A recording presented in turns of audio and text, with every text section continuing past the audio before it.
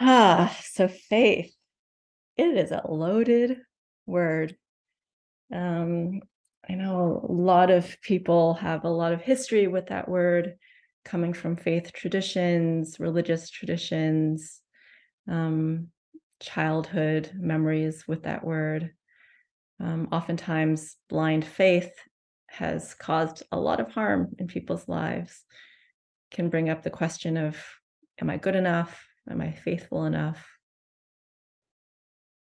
I myself have always veered away from using the word faith, and in a Buddhist context, a word that I prefer to use to faith is confidence or trust.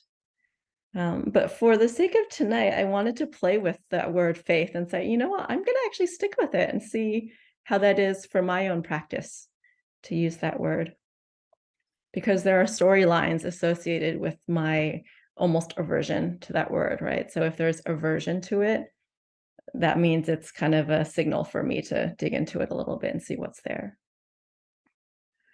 So one thing that I've been thinking about recently is kind of the juxtaposition, the comparison of Buddhism to other faith traditions. And I don't really think of Buddhism as a religion. For me, in my personal life, it's a way of life. Some people do think of it as a religion. You know, the Buddha had thousands and thousands of disciples who then all interpreted his teachings in their own ways. His words were not actually written down until 250 years after he died. And now they've been interpreted in so many different languages. It's hard for us to know exactly what he said. So the word faith itself isn't even a word that he used, right? That's an English translation. And as I said, again, carries a lot of storylines with it in our culture. But one thing in my exploration of the word faith and in having conversations with teachers and friends and other Sangha members, practitioners, is that there seems to be some sort of commonality with other faith traditions. Where they recognize the divine, and in Buddhism, it can be called Buddha nature, or I like to think of it as the inherent worthiness. In Tibetan Shambhala tradition, they call it basic goodness that's inside of all of us. And as I understand, in some Judeo-Christian traditions, that is also present, this sense of divinity or Buddha nature or inherent goodness inside of all of us. And so when I think about faith, I also think about my practice. What does it mean? I see Buddhism and mindfulness all as just this constant practice. It's a process, just like our breathing is a process, just like our bodies are a process. Nothing is fixed, nothing is stagnant and still. And so when I think of faith in a Buddhist context, faith that what? Or faith in what? So there are a couple things that come to mind. The first thing that comes to mind when I think of faith in my own life and my own practice is that this practice has given me faith that everything is workable. And that's powerful, right? Like, not that everything is okay. It's not this like Pollyanna, hunky-dory, like, don't worry about it, everything's fine, like ignore it type of thing. No, there is suffering in this world. I mean, that's the first noble truth that the Buddha taught. There is suffering in this world, but everything is workable. And we'll talk a little bit more about where that comes from, because that comes from deep wisdom, actually, from the Buddhist teachings. But because I have this faith that everything is workable from my direct experience and from the teachings, sometimes I know then that what's needed is patience, which is another form of faith, right? Patience to allow things to unfold and to be with them in that moment without manipulating. Just as with the practice that we just did, was being with the breath in the moment without manipulating it. So everything is workable. The second thing that I have faith about, and every time I use that word, there's still like a little hang up in my mind, so I'm working with it as we're speaking. The second thing that I have faith about is that awakening, or the more like grandiose term for it, enlightenment, is possible in my lifetime for me as a human being. And again, this comes from direct experience because I have experienced it in little doses here and there.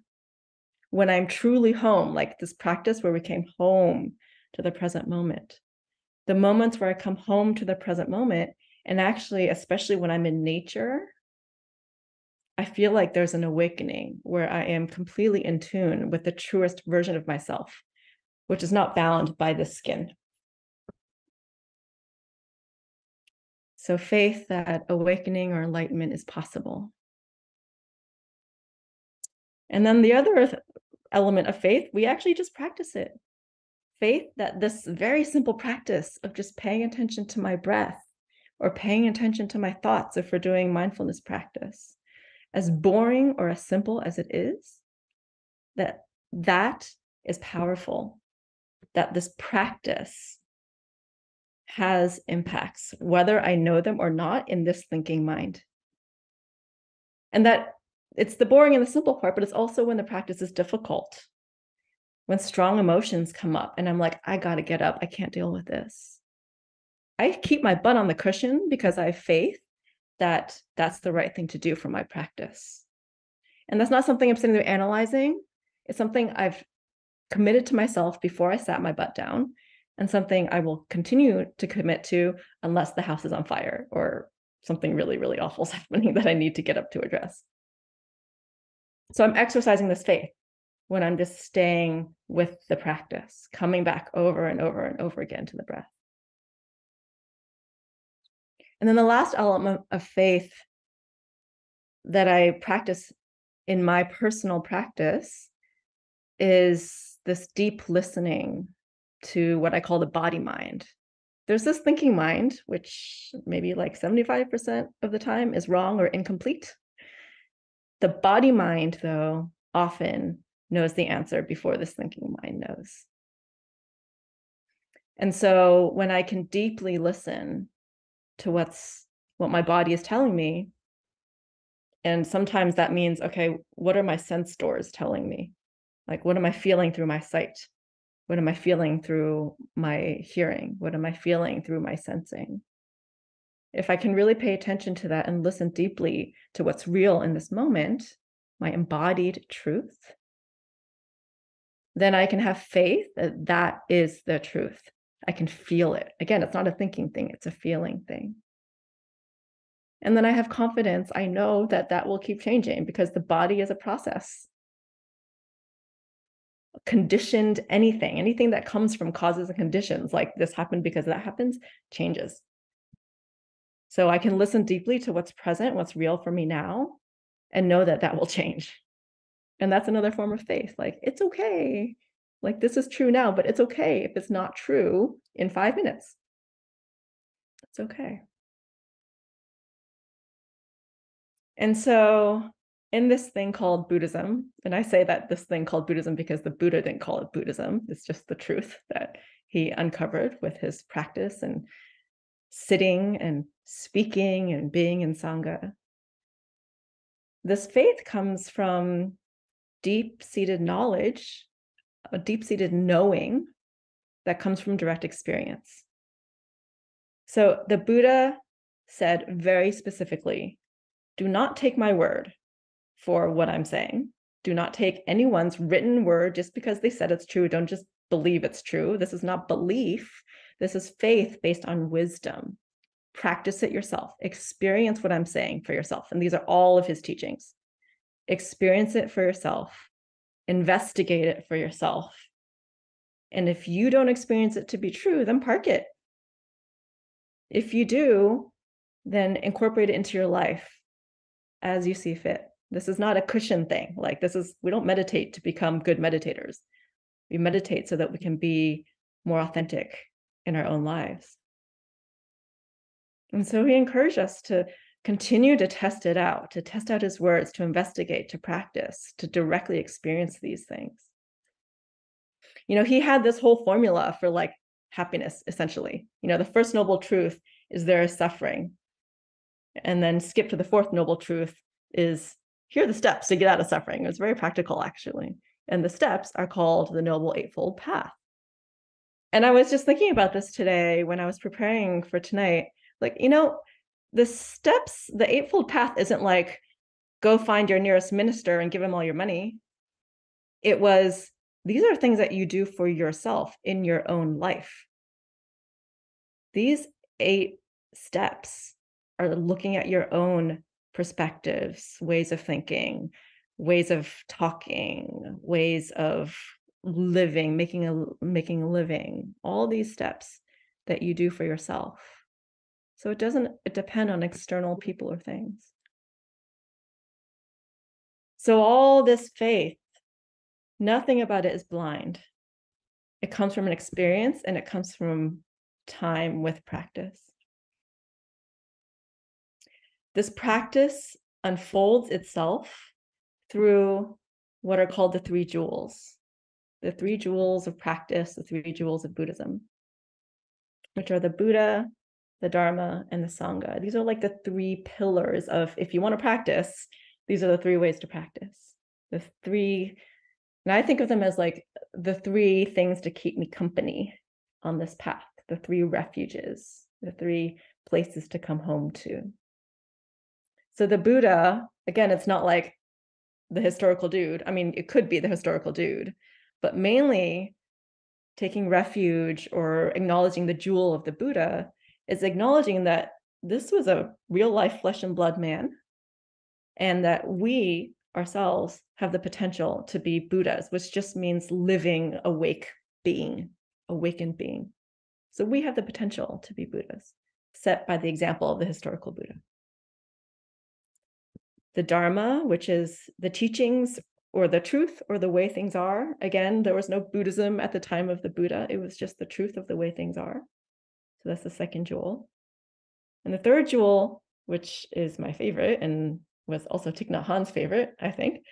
Thich Nhat Hanh is a Vietnamese Zen master who said, this is a side note kind of, who said, the next Buddha will not be like an incarnation of a person. The next Buddha will be a Sangha. And this Sangha means spiritual community. So Natural POC Sangha, we're a spiritual community. And the reason why I love Sangha as the third pillar is because without the Sangha, the Buddha, the awakened one, or the potential for us to awaken, and the Dharma, the teachings or reality, they kind of just live up here. The Sangha is the way that we bring them to real life, that we practice them in relationship with each other. And so the Buddha, the Dharma, and the Sangha, while they're not specifically elements of faith, they are the elements of the practice, the pillars of the practice that allow us, that give us comfort and a home with which to practice the unfolding of our faith. They are the North Stars of our practice. I did a month-long silent retreat a couple of years ago before moving to Nashville. And because I was in between places, like I had just packed up my apartment in LA and got rid of a bunch of stuff, got rid of my car. And then I was like about to find a place in Nashville. So I like had nowhere that I called home. So on this retreat, I kept thinking about like, well, I was really bored. And I was like, I want to go home to myself. And then I was like, but where's home? LA isn't home anymore. Nashville isn't home yet. Where's home? And what came up for me eventually was Buddha, Dharma, Sangha. Actually, I'm going to add a fourth one, earth, just feeling the ground beneath me. Buddha, Dharma, Sangha, Buddha, Dharma, Sangha. That's what home is. And so those are supports for our faith. So I said earlier, I would come back to this concept that everything is workable.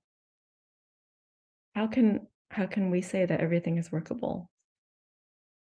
So this comes from wisdom, from teachings of the Buddha that are practiced in real life by him and his practitioners, and also that I feel like I've practiced in my real life. So everything is workable Because everything that exists in this world that I can perceive through my five senses, everything is impermanent, does not exist in a vacuum, and carries with it some level of like, it's not exactly the way I want it to be at all times. So the Pali words for these are anicca, which is impermanence, anatta, which is non-self, like nothing exists in a vacuum, and dukkha, which is unsatisfactoriness or suffering. It's like a weird translation. And so if everything that I encounter, that I can see, smell, feel, touch, taste, everything I encounter doesn't last. Ruth King says it really well. Ruth King wrote the book Mindful of Race, amazing book. She says, nothing is personal, permanent, or perfect. So same thing. Like if these things are true, then whatever I'm going through will change, will pass. Okay, everything's workable. Everything that I'm going through is not going to stay as it is. It's the result of like lots of different things happening to cause it to happen. It's not just my fault or your fault or the world or like that person's fault. It's all these like causes and conditions that have come together to make this thing happen. And therefore, if those causes and conditions change, then that awful thing or that amazing thing will also change. So that's that concept of non-self. And then the third one, dukkha, there's like something that just feels a little off a lot of times. Even if something's amazing, I always like to use the example of ice cream.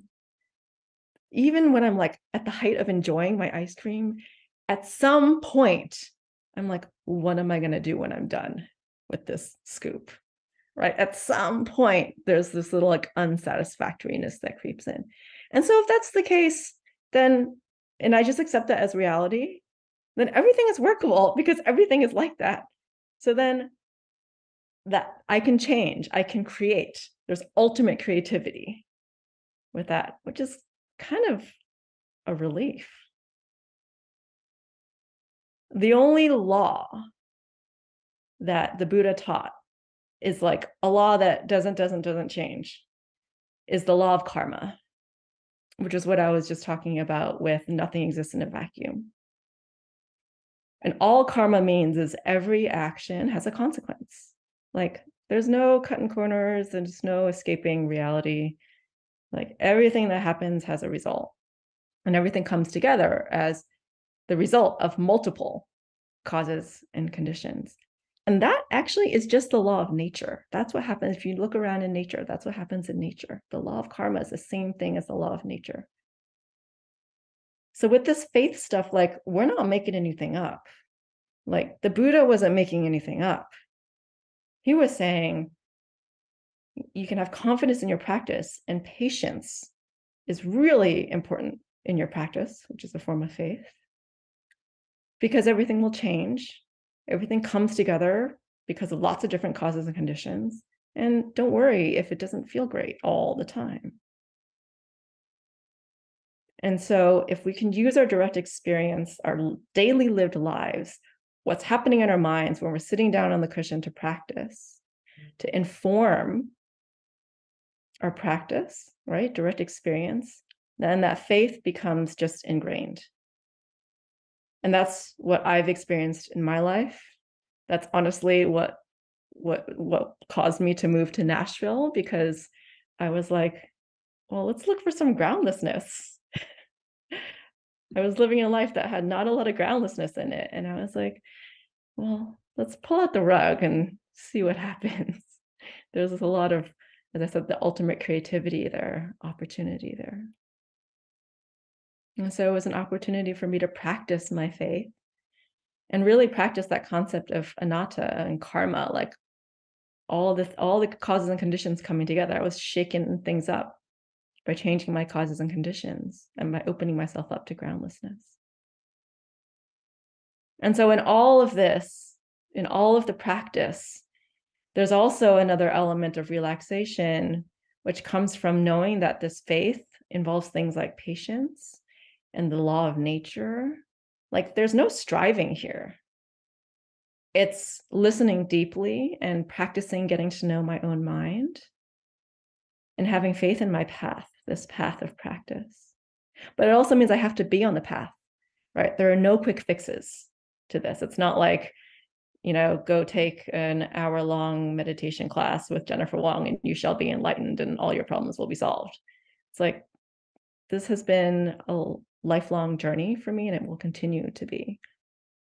And it means that we have to put effort into it, not too much effort, like not the striving type of effort, but enough effort that we're saying, I want to uncover, I want to clear the obstructions from my eyes so that I can see what's real and true in this moment. So I can see the impermanence.